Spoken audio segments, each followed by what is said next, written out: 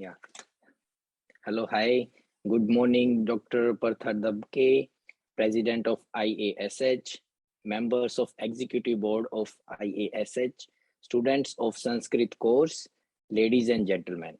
It is a matter of great pleasure for me to be amongst you for concluding ceremony of the Sanskrit language course initiated by the IASH Sanskrit. As you know, is also a part of ICCR's promotion of Indian languages through its academic activities, through the teaching of Sanskrit abroad, and through deployment of Sanskrit chairs in key universities abroad. India's new government focus on Sanskrit has sparked a fresh debate over the role language plays in the lives of countries' religious and linguistic minorities. Sanskrit's credentials to be a language of future India are definitely better and greater than we have realized so far.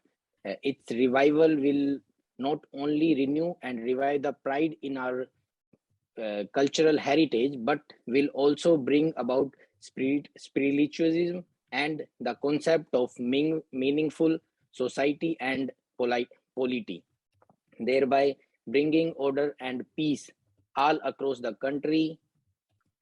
Although India has been its custodian, Sanskrit has had a universal appeal for centuries. By studying Sanskrit, other languages can be learnt more easily.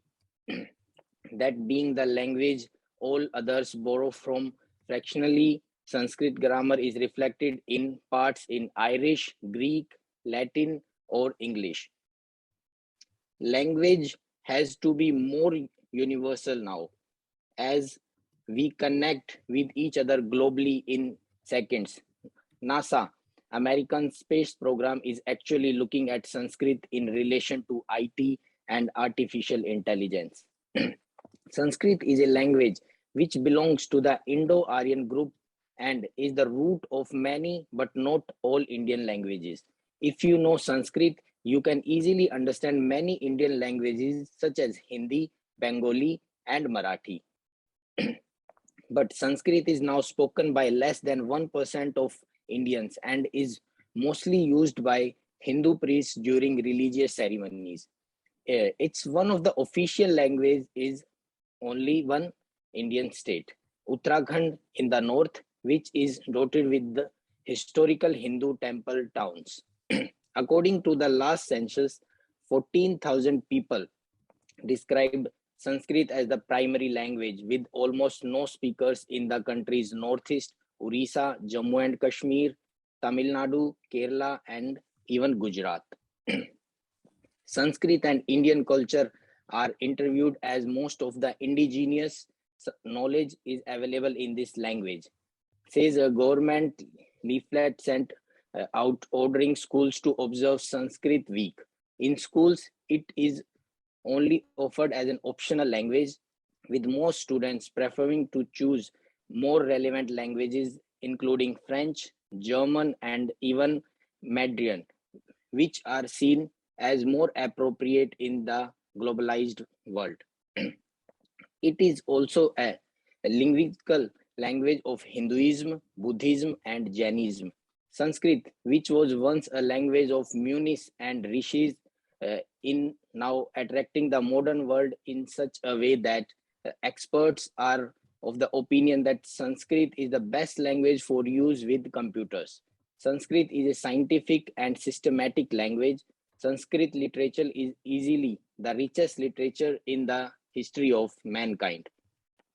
Sanskrit originated as Vedic Sanskrit as early as 1700 to 1200 BCE and was orally preserved as a part of Vedic chanting tradition. Knowledge of Sanskrit became a marker of high social class during and after the Vedic period. Today, Sanskrit is still used on the Indian subcontinent. More than 3,000 Sanskrit works have been composed. Since India became independent in 1947, while more than 90 weekly, bi-weekly, and quarterly publications are published in Sanskrit.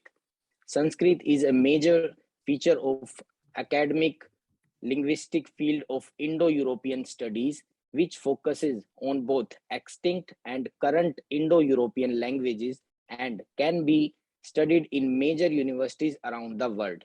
For those people and children who find it difficult to pick up the Sanskrit language, I am sure that this course initiated by IASH will generate interest in the people to try and learn this wonderful language. I personally feel that the mere learning of Sanskrit by large number of people in itself represent a quantum leap in consciousness, not to mention the rich endowment it will provide in the area of future communication.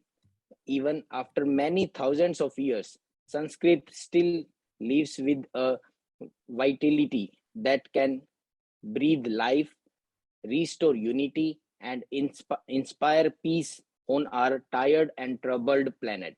It is a sacred gift and opportunity. It will become the only planetary language when it is taught in a way which is exciting and enjoyable. I hope your curiosity will entice you to continue mastering the language, which would nevertheless prove to be useful at some juncture. Finally, I would like to commend the Executive Board of IASH for keeping alive the tradition of disseminating Indian languages among people in the western part of the world. Thank you.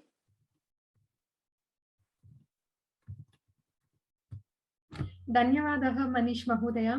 एतस्य संस्कृत संभाषण वर्ग Indian Association Hanover, Sanskrit Bharati Germany, फोक्सहोchschule Hanover च मिलित्य अस्ति। धन्यवादः Sanskrit Bharati Germany, धन्यवादः फोक्सहोchschule हनोवर।